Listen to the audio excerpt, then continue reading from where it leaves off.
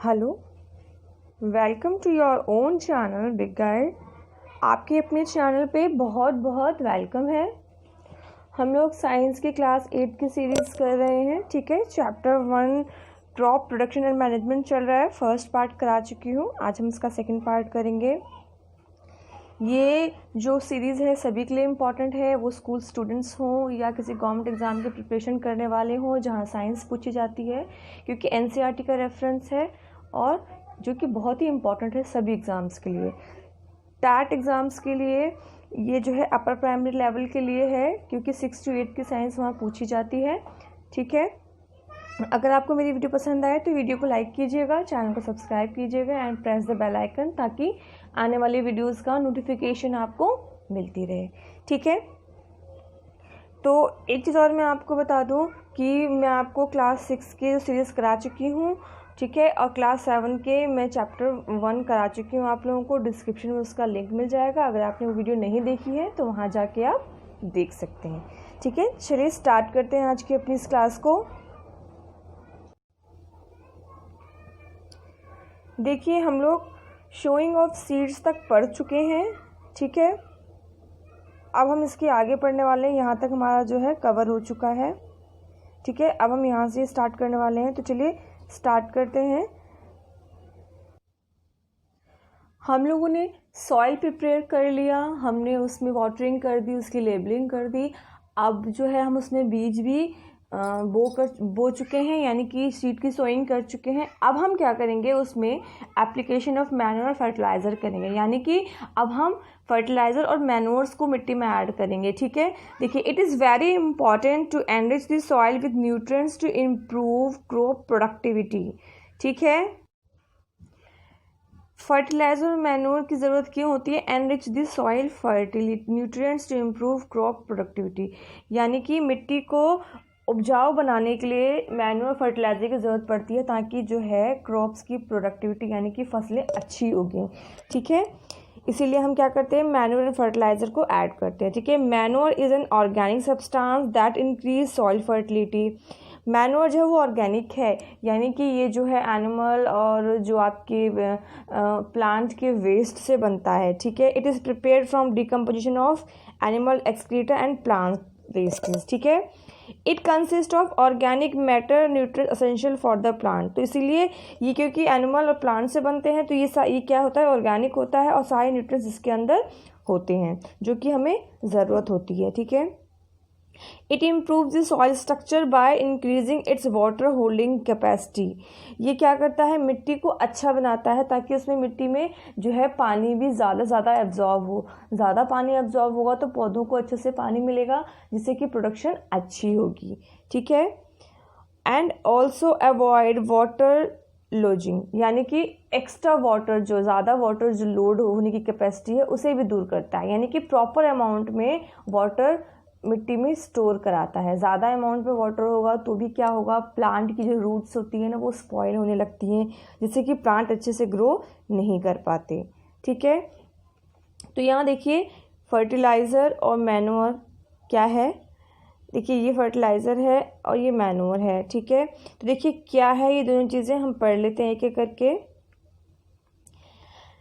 A fertilizer is an inorganic salt. ये inorganic होता है, मीन्स कि ये जो है आपके नेचुरल यानी कि प्लांट और एनिमल के वेस्ट से नहीं बनता, बल्कि ये जो है आपके केमिकल से बनाया जाता है, लैब्स में तैयार किया जाता है, इसमें बहुत सारे केमिकल्स होते हैं। ठीक है, और मैन्योर जो होता है वो डिकम्पोजिशन ऑफ कैटल डंग और ह्यूमन वेस्ट से बनता है। ठीक है, मैंने आपको बताया फर्टिलाइज़र जो है फैक्ट्रीज में प्रिपेयर होती है और ये जो है फील्ड में प्रिपेयर होती है। ठीक है, fertiliser does not provide any humus to the soil, manure provide lots of humus to the soil, यानी कि जो फर्टिलाइज़र होते हैं मिट्टी को कोई भी नमी प्रोवाइड नहीं करते, बट जो मैन्योर है वो करते हैं। ठीक है, नमी अच्छी होगी, मिट्टी अच्छी होगी तो प्लांट अच्छे से ग्रो करेंगे। ठीक है, और जो फर्टिलाइज़र होते हैं इसमें नाइट्रोजन, फॉस्फोरस, पोटाशियम बहुत ज़्यादा अमाउंट में होता है। ठीक है, manure is relatively rich in plant nutrients less, यानी कि इसमें क्या होता है, मैन्योर में जो है न्यूट्रिएंट्स कम होते हैं बट फर्टिलाइज़र में बहुत ज़्यादा होते हैं। ठीक है, तो देखिए क्या चीज़ है कि मैन्योर जो है, क्योंकि वो ऑर्गेनिक है और इसमें बेशक न्यूट्रिएंट्स थोड़े कम हैं, तो लेकिन ये प्लांट्स के लिए बहुत अच्छा है क्योंकि कोई भी केमिकल नहीं है, तो ये प्लांट्स को हार्म नहीं पहुंचाते, इसके लिए अच्छे होते हैं। बेशक न्यूट्रिएंट्स थोड़े कम हो, बट फर्टिलाइज़र में क्या है, रिस्पॉन्स आपको बहुत जल्दी देंगे क्योंकि इसमें केमिकल है और अच्छे से वर्क करेंगे, प्रोडक्टिविटी अच्छी देंगे। लेकिन क्या होता है, कुछ टाइम बाद जो है ये प्लांट के लिए जो है अच्छा नहीं होता। क्यों? क्योंकि मिट्टी को ख़राब कर देता है बहुत ज़्यादा केमिकल के यूज़ होने की वजह से। ठीक है, देखिए यहाँ पे आपके सामने कुछ फर्टिलाइज़र्स हैं। देखिए यूरिया है, अमोनियम सल्फेट है, सुपर फॉस्फेट है, पोटाश है, नाइट्रोजन है। ठीक है, तो ये सारे जो हैं फर्टिलाइज़र्स हैं जो लैब्स जो फैक्ट्रीज़ में तैयार किए जाते हैं, जो आपकी मिट्टी को बहुत ज़्यादा ही उपजाऊ बनाते हैं, लेकिन कुछ टाइम बाद मिट्टी के फर्टिलिटी को कम करते हैं। ठीक है, तो देखिए एडवांटेज क्या है मैन्योर का एज़ कम्पेयर टू फर्टिलाइज़र। ये क्या करता है, मिट्टी के टेक्सचर को अच्छा बनाता है, मिट्टी को उपजाऊ बनाता है। ठीक है, restore soil with all nutrients, सारे न्यूट्रिएंट्स इसमें स्टोर कराता है। ठीक है, इंक्रीज वाटर रिटेनिंग कैपेसिटी, पानी को सोखने की क्षमता को बढ़ाता है। नॉन टॉक्सिक, क्योंकि केमिकल यूज़ नहीं होते इसलिए ये हार्मफुल नहीं होते हैं।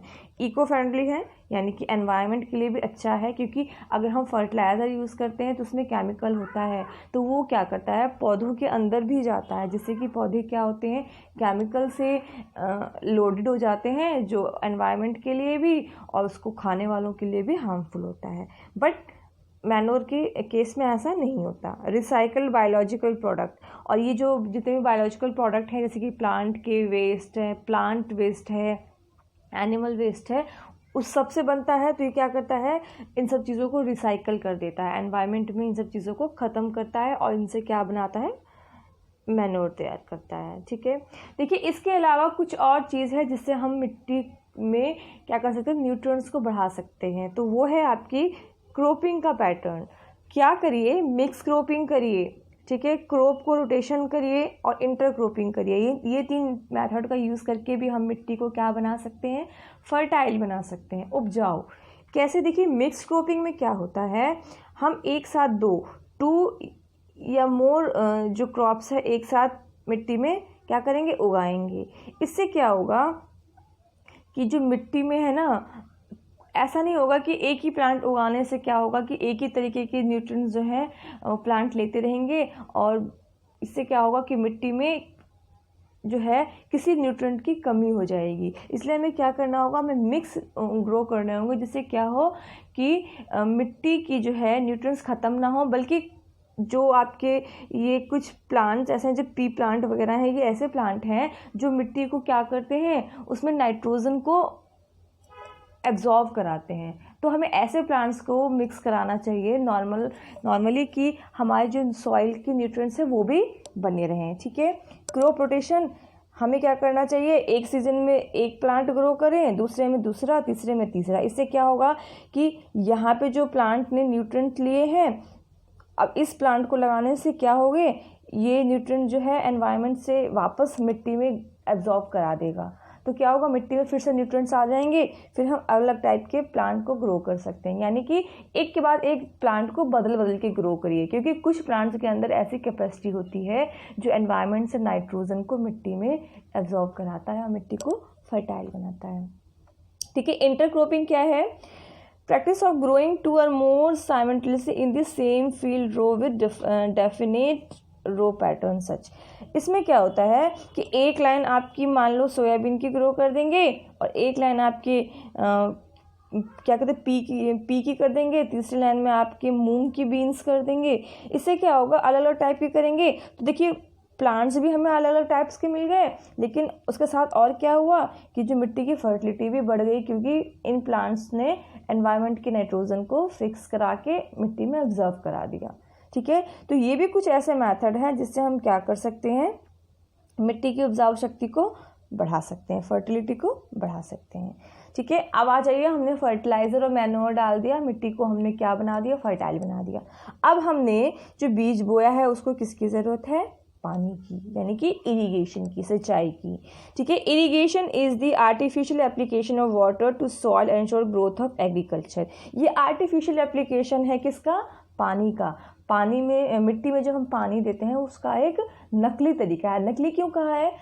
तो ये देखिए, जो असली तरीका होता है पानी देने का पौधों को वो क्या है, हम सब जानते हैं, रेन यानी कि बारिश।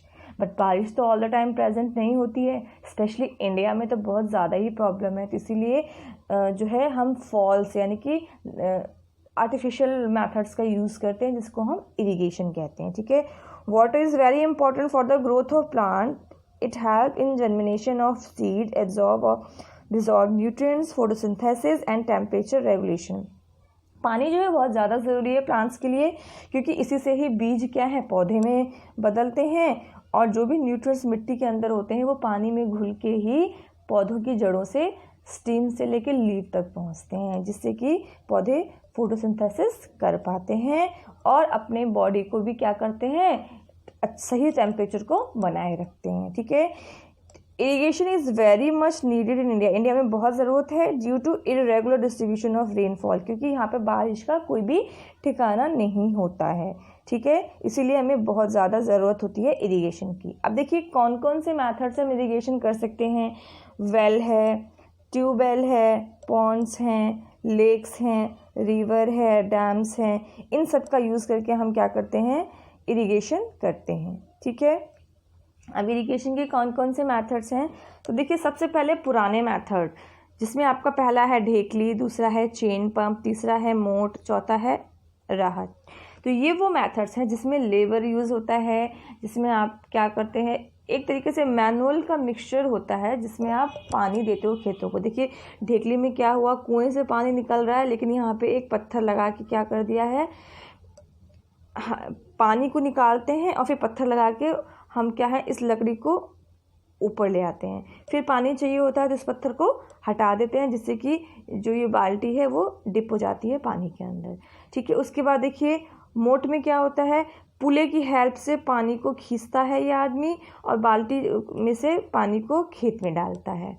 इसमें क्या हो रहा है, चेन पंप, देखिए ये मोटर से चलेगी। इसमें क्या होगा, बहुत सारे बकेट लगे हुए हैं, मोटर से क्या हो रहा है, ये व्हील घूम रही है कुएं से, यहाँ फिर क्या कर रही है ये कि यहाँ से तो कुएं से पानी ले रही है यहाँ से, और यहाँ जाके ये बाहर निकाल रही है, यहाँ से पानी ले रही है, यहाँ से बाहर निकाल रही है, और खेत में ये पानी जा रहा है। फिर ये व्हील घूमेगी ऐसे और फिर ये बकेट में पानी भरेगा और यहाँ पे बाहर निकल जाएगा। ठीक है, उसके बाद राहत, देखिए ये भी जो है सेम फंडा है। क्या होगा, यहाँ से पानी भर रहा है और यहाँ से निकल के बाहर आ रहा है, फिर पानी भर रहा है, यहाँ से निकल के बाहर आ रहा है। बट फ़र्क इतना है कि यहाँ पे हमने एनिमल का यूज़ किया है। एनिमल घूमेगा तो इसके आप देखेंगे कि यहाँ पे ना एक व्हील टाइप की लगी होती है, ये व्हील घूमेगी और इस व्हील के साथ एक और व्हील लगी होगी यहाँ पे मिट्टी के अंदर इधर, जो कि इसको घुमाएगी इसको, और जिससे क्या होगा, ये व्हील घूमनी शुरू हो जाएगी और ये पानी भरना शुरू कर देगा। तो ये ट्रेडिशनल मेथड है, क्योंकि ये मेथड अब यूज़ नहीं होते क्योंकि कुछ डिसएडवांटेजेस हैं। वो क्या है, टू मच ह्यूमन लेबर, यहाँ पे लोगों की ज़रूरत पड़ती है। ठीक है, less efficient due to uneven distribution of water, और ज़्यादा अच्छा नहीं है क्योंकि पानी क्या होता है, हम पानी को बहा के खेतों में डाल रहे हैं, तो खेतों में क्या होगा, कुछ प्लांट तक पानी ज़्यादा पहुँचेगा, कुछ तक कम पहुँचेगा, कुछ तक पहुँचेगा ही नहीं। तो अनइवन यानी कि बराबर नहीं होता। वेस्टेज ऑफ वाटर बहुत ज़्यादा होता है। पानी जब हम खेतों में डाल रहे हैं तो कहीं ज़्यादा इकट्ठा हो रहा है, कहीं कम इकट्ठा हो रहा है। ज़्यादा इकट्ठा हो रहा है तो क्या हो रहा है, पानी वेस्ट हो रहा है। इसीलिए इन डिसएडवांटेजेस की वजह से क्या किया, मॉडर्न मेथड्स का यूज़ किया जाता है, जिसमें पहला है sprinkle method. In this system there are perpendicular pipes with rotating nozzle. इसमें क्या होता है, एक लंबी सी पाइप होती है, ठीक है, और उसमें क्या होता है, नोजल्स लगे होते हैं, यहाँ पे लगा होगा, यहाँ पे लगा होगा, ऐसे नोजल्स लगे होते हैं। These pipe are joint to the main pipe line, और ये जो पाइप है ये कहीं से ना कहीं मेन लाइन से यहाँ से जुड़ी होगी, यहाँ मेन लाइन से जुड़ी है, और ये जो है पैरेलली पौधों के साथ निकल रहे हैं और यहाँ पे नोजल बना हुआ है। ठीक है, water flow from main pipeline से वाटर फ्लो करेगा। ठीक है, और ये पंप की मदद से चलेगा, पंप की वजह से इसमें वाटर फ्लो होगा। ठीक है, फिर पानी जो है नोजल से खेतों तक पहुंचेगा। देखिए मैं आपको डायग्राम में दिखा दूँ ताकि आपको अच्छे से क्लियर हो जाए। देखिए यहाँ पे देखो एक यहाँ पे ना मेन पाइपलाइन होगी, यहाँ पे आपको शो नहीं कर रखा, मेन पाइपलाइन होगी जहाँ से पंप से पानी आ रहा है, ठीक है।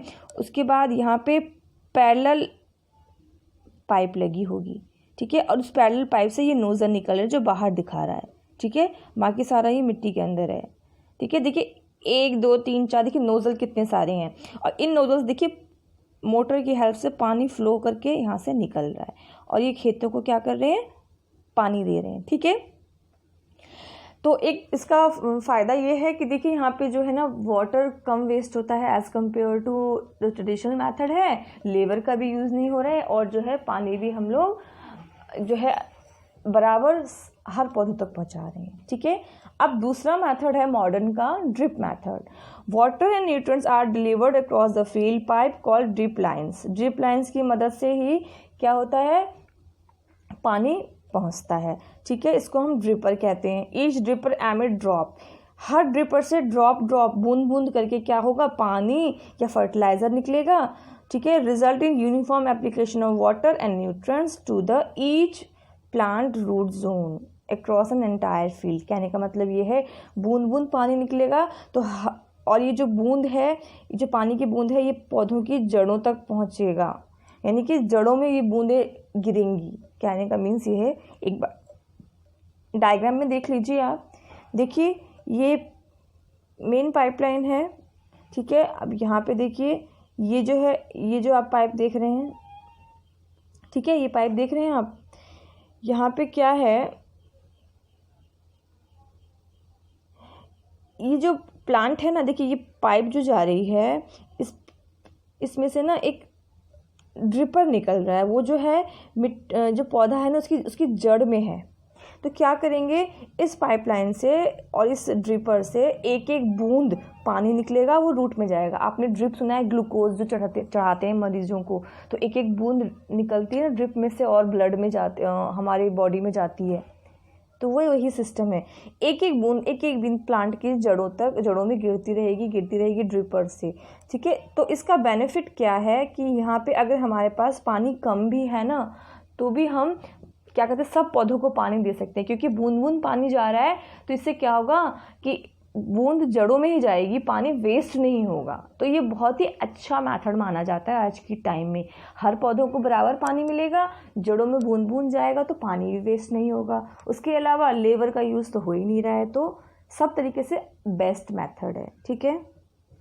अब देखिए क्या क्या चीज़ें होती हैं। देखो जो इरिगेशन होता है, हम उसको अगर ओवर कर दें, यानी कि ज़्यादा इरिगेशन कर दें, तो वो हार्मफुल हो सकता है। कैसे हो सकता है, देखिए seed do not germinate properly as they do not get sufficient air. अगर वाटर ज़्यादा हो जाता है मिट्टी में, तो मिट्टी चिपचिपी हो जाती है, जिससे कि उसका जो स्पेस बंद हो जाता है, उसमें हवा जाने की जगह नहीं बचती है, जिससे क्या होता है, पौधों को हवा नहीं मिलती, बीजों को, तो बीज जो है क्या होते हैं, पौधों में नहीं बदल पाते, ठीक है।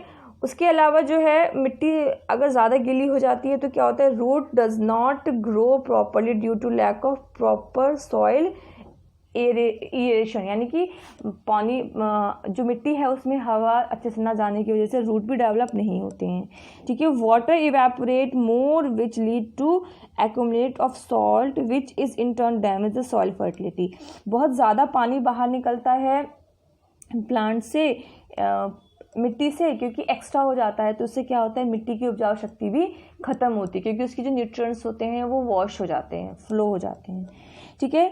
Root do not go deep in soil and hence plant are not able to get nutrients from the soil. क्योंकि जो स्पेस बंद हो जाता है मिट्टी में, इससे क्या होता है, प्लांट की जड़ें भी मिट्टी में गहराई तक नहीं जा पाती, और मिट्टी में गहराई तक प्लांट की जड़ें नहीं जाएंगी तो न्यूट्रिएंट्स वो लोग कैसे लेंगे, ठीक है। तो क्या होगा, root are unable to anchor the plant properly and also easily get damage by strong wind. और इससे ये भी चीज़ होगी कि प्लांट की जड़ें मिट्टी में अच्छे से नहीं जाएगी, तो अच्छे से एंकर नहीं कर पाएगी। एंकर का मीन्स होता है मिट्टी में अच्छे से पकड़ नहीं बना पाएगी। इससे क्या होगा, तेज आंधी तूफान में पौधों के गिरने का डर होता है। तो हमें ये कुछ चीज़ें हैं जिसका ध्यान रखना चाहिए इरिगेशन करते वक्त, ठीक है। अब देखिए प्रोटेक्शन करना है हमें वीड से। हमें जब हमारे प्लांट ग्रो कर गए इरिगेशन के बाद, तो उसके साथ कुछ unwanted weeds are unwanted plants in the cultivated field, यानी कि खेत हमारी फसलों के साथ कुछ अनचाहे प्लांट्स भी उग जाते हैं, ठीक है। दे compete for nutrient, space, water, light, therefore adversely effect crop growth, यानी कि जब ये ग्रो करते हैं तो ये भी जो हैं हमारे प्लांट के साथ न्यूट्रिएंट्स मांगते हैं, वाटर मांगते हैं, स्पेस मांगते हैं, लाइट मांगते हैं। तो क्या होता है, हमारे जो मेन प्लांट है जो हम उगा रहे हैं उसके लिए ना न्यूट्रिएंट्स कम पड़ जाते हैं, ठीक है। इसीलिए हमें क्या करना चाहिए, वीडिसाइड्स जो इन वीड्स को, यानी कि वीड्स क्या होते हैं, जो प्लांट्स हमें नहीं चाहिए, अनचाहे प्लांट्स, उनको ख़त्म करना चाहिए, तो वो वीडिसाइड होता है। तो उसके लिए हम क्या करते हैं, कुछ केमिकल वगैरह होता है उसको हम स्प्रे करते हैं, ठीक है। Weed can be control by applying weedicide, these are chemical which kill weeds without damaging the crops. ये केमिकल होते हैं जो हमारी क्रॉप्स को नुकसान नहीं पहुंचाते लेकिन वीड्स को ख़त्म कर देते हैं, ठीक है।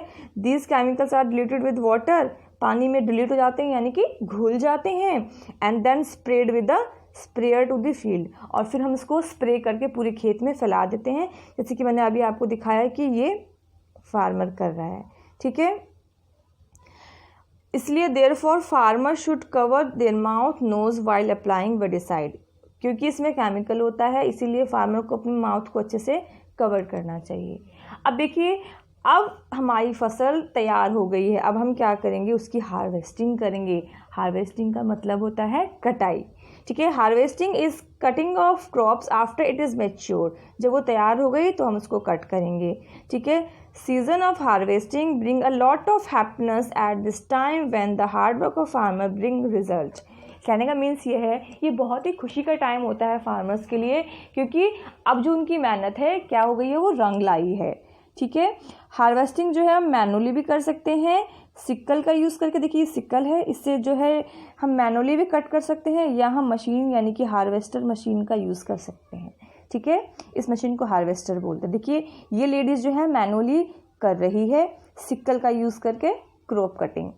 ये देखिए हार्वेस्टर है, यहाँ पे ब्लेड लगी है, ये क्या होगा, फसलों को काटता जाएगा। तो इसका बेनिफिट ये है कि ये फास्ट काम करता है, लेबर भी कम यूज़ होता है, ठीक है। अब हमने हार्वेस्टिंग कर ली है, ठीक है। Harvesting is not only cutting crop but also involve separation of grain seed from chaff. अब क्या करना है, कटिंग तो हमने कर ली है लेकिन इसमें से अभी ग्रेन निकालना बाकी है, तो process of separation of grain from the chaff is called threshing. तो इसमें से ग्रेन निकालने के प्रोसेस को क्या बोलेंगे, थ्रेशिंग बोलेंगे, ठीक है। और ये कैसे करते हैं, ये भी मैनुअली होता है या मशीन से भी होता है। देखिए ये मैनुअली कर रहा है, ये क्या कर रहा है, ज़मीन पे या किसी पत्थर पे क्रॉप्स को पटकेगा, पटकने से क्या होगा कि जो है अनाज जो है इस क्रॉप से अलग हो जाएगा, ठीक है। उसके बाद हम विनोइंग भी करते हैं, विनोइंग भी आपके हार्वेस्टिंग का पार्ट है। और विनोइंग क्या है, winnowing is a based on the principle of chaff being lighter is blow away by the wind whereas grain with heavier fall back। देखिए अब हमने चाफ में से जो है ग्रेन अलग तो कर ली है थ्रेशिंग करके, लेकिन अभी भी ग्रेन के साथ हमारे जो है कुछ बारीक चाफ्स यानी कि जो भूसा टाइप का होता है वो बाकी है, तो उसको हम विनोइंग की हेल्प से हटाते हैं। तो कैसे हटाते हैं मैं आपको चलो डायग्राम में दिखाती हूँ। देखिए ये लेडीज़ क्या कर रही है, ऊंचाई से अनाज को गिरा रही है हवा की डायरेक्शन में। इससे क्या होगा, जो अनाज है वो नीचे हो जाएगा और जो चाफ है ना, जो भूसा है वो उड़ के दूर गिर जाएगा। इससे क्या होगा, चाफ अलग हो जाएगा अनाज से। तो ये मैनुअली इसने किया है, ठीक है। यही काम हम मशीन से भी कर सकते हैं। ये विनोइंग मशीन है, यहाँ पे एक फैन सा चला देते हैं, ठीक है, अनाज के सामने, और जो है क्या होता है, चाफ अलग हो जाते हैं और अनाज एक तरफ गिर जाता है, ठीक है। कंबाइन थ्रेशर क्या है, अब देखिए in a combine harvester there are different types of header to cut different types of crops. यानी कि कहने का मतलब है ये एक मशीन है जिसके अंदर अलग अलग टाइप्स के क्रॉप को कट करने के लिए ब्लेड्स होती हैं, ठीक है। There is a rotating wheel होता है टुवर्ड द कटर, ठीक है। शार्प टीथ होती है, स्ट्रक्चर ओपन और क्लोज होती है क्रॉप को कट करने के लिए, ठीक है। उसके बाद क्रॉप की कटिंग भी करता है ये मशीन। उसके बाद क्या करेगा, threshing the drum inside a separate grain from chaff. उसके अलावा कटिंग करने के बाद जो है जो क्रॉप्स है मशीन के अंदर चले जाएगा और उसी में ही क्या हो जाएगा, थ्रेशिंग हो जाएगी, यानी कि चाफ में से हमारी ग्रेन अलग हो जाएगी, ठीक है। Chaff move down, straw walker toward back side of the machine, ठीक है। और बैक साइड में जाके जितने भी आपके स्ट्रॉ हैं यानी कि चाफ्स हैं, बड़े बड़े टुकड़े, वो इकट्ठे हो जाएंगे और मशीन के अंदर क्या रह जाएगा, आपका अनाज रह जाएगा, ठीक है। From where it through out the grain tank get uploaded, उसके बाद जो ये अनाज है इस डायरेक्टली ग्रेन टैंक में यानी कि टैंक वगैरह जो होते हैं उसमें डाल दिया जाएगा। देखिए ये है, देखिए यहाँ से कटिंग हुई, फिर ये आगे गई और यहाँ से क्या हो गया, अंदर जाके इसके अंदर थ्रेशिंग हो गई और थ्रेशिंग करने के बाद यहाँ पे जो है आपका इकट्ठा हो गया आपका अनाज और जो वेस्ट है वो बाहर आ गया, ठीक है। तो ये कंबाइंड है यानी कि ये थ्रेशिंग भी करेगा और आपकी हार्वेस्टिंग भी, दोनों चीज़ें करेगा, ठीक है। अब सब कुछ हो गया है, हमारा अनाज जो है हमारे हाथ में आ गया है, किसान की मेहनत रंग ले आई है। लेकिन अभी भी एक बहुत ज़रूरी काम है जो हमें करना बाकी है। वो क्या, हमने अनाज तो ले लिया है, बना लिया है, ग्रो कर लिया है, अब हमें इसको सेफली रखना भी पड़ेगा। तो उसके लिए हम स्टोरेज करते हैं और स्टोरेज करते वक्त हमें क्या क्या चीज़ें करनी चाहिए वो देखिए।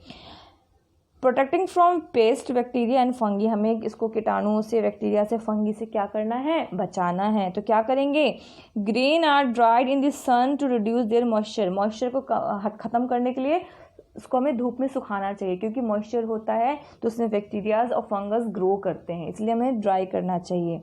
Small scale grain are stored in jute bag और मेटालिक बीन्स, अगर हम छोटे लेवल पे खेती कर रहे हैं तो हमारी जो ग्रेन्स है हमें उसको जूट बैग्स में और मेटल के जो वो होते हैं टैंक टाइप का होता है उसमें स्टोर करना चाहिए, ठीक है। अगर हम लार्ज पे कर रहे हैं तो keep in silos and granaries, तो हमें ग्रेनरीज और बड़े बड़े जो है ना गोडाउंस वगैरह में इसे स्टोर करना चाहिए, ठीक है। ड्राइड नीम की लीव्स होती हैं उसे भी हमें इसमें मिलाना चाहिए, ये हम घरों में करते हैं। आप लोगों ने अपने मदर्स को देखा होगा कि अनाज वगैरह को जब स्टोर करते हैं टैंक में तो उसमें क्या करते हैं, नीम वगैरह मिक्स कर देते हैं, ठीक है। In big godown chemical treatment are done, और जो बड़े बड़े गोडाउन है जहाँ पे लार्ज अमाउंट में अनाज स्टोर होता है ताकि लार्ज पॉपुलेशन को खाना मिल सके तो वहाँ केमिकल का यूज़ होता है। देखिए ग्रीनरी देखो कितने अमाउंट में यहाँ पे स्टोरेज है, तो ये केमिकल मेथड से क्या करते हैं, स्टोरेज करते हैं ताकि जो है पेस्ट वगैरह, इंसेक्ट वगैरह से बचाया जा सके, ठीक है। तो यहाँ तक हमारा कंप्लीट होता है। उसके अलावा मैंने बताया जो एग्रीकल्चर प्रैक्टिस है उसमें एक और वर्ड होता है, वो होता है एनिमल का रियरिंग, तो उसे हम क्या बोलते हैं, animal husbandry. When animals are reared at the large scale to obtain food, जब हम लार्ज स्केल पे एनिमल को पालते हैं खाने के लिए तो उसे हम एनिमल हस्बेंड्री बोलते हैं। Animal husbandry include take cares of animal, breeding them, domesticating them for different purpose such as meat, wool, egg, honey etc. और एनिमल हस्बेंड्री में क्या क्या चीज़ें आती हैं, एनिमल की देखभाल करना, उनकी सुरक्षा करना, उनको फूड प्रोवाइड करना, साथ में उनको अपने घरेलू कामों में के लिए इस्तेमाल करना, उसके अलावा फूड जैसे कि मीट, वूल, मिल्क, एग वगैरह लेना उनसे, तो ये सब आता है आपका एनिमल हस्बेंड्री में। तो एनिमल हस्बेंड्री में क्या क्या चीज़ें होती हैं, देखिए बी कीपिंग यानी एपीकल्चर यानी कि यहाँ पे मधुमक्खियों को पालते हैं, कैटल फार्मिंग, बुलॉक आपका जो है काव बफेलो को पाले जाते हैं, डेयरी फार्मिंग आप जानते ही हैं गाय भैंसों से जो आप दूध लेते हैं, दूध के प्रोडक्ट होते हैं, फ़िश फार्मिंग, एक्वाकल्चर मछली पालन, मछलियों का भी बहुत ज़्यादा सप्लाई होता है फूड के लिए, पोल्ट्री यानी कि यहाँ पे हम हैंड्स वगैरह को पालते हैं एग्स के लिए, शीप फार्मिंग भी आप जानते हैं, शीपों को हम पालते हैं किसके लिए, ताकि उनसे हम ऊन वगैरह ले सकें और हम अपने क्लॉथ्स वगैरह बना सकें, ठीक है। तो आपको समझ में आ गया होगा, यहाँ तक हमारा पूरा एग्रीकल्चर प्रैक्टिस ख़त्म होता है, ठीक है। तो यहाँ पे देखिए एनिमल फार्मिंग है, सारा डायग्राम है, पोल्ट्री है, या आपका डेयरी है, या आपका जो है गॉट और शिप का फार्मिंग है, ठीक है। यहाँ पे चिकन का हम कर रहे हैं, पोल्ट्री फार्मिंग हो गया, फ़िश फार्मिंग हो गया, ठीक है। चलिए आपको समझ में आ गया होगा यहाँ तक, ठीक है। तो आज के लिए इतना ही, आज का हमारा जो चैप्टर है यहाँ पे ख़त्म होता है, ठीक है। Thanks for watching. I hope कि आपको मेरी वीडियो पसंद आई हो तो वीडियो को लाइक कीजिएगा, चैनल को सब्सक्राइब कीजिएगा और चैनल को और लोगों तक शेयर करना मत भूलिएगा ताकि और लोग भी इस सीरीज़ का फ़ायदा उठा सके। Thank you so much, keep smiling.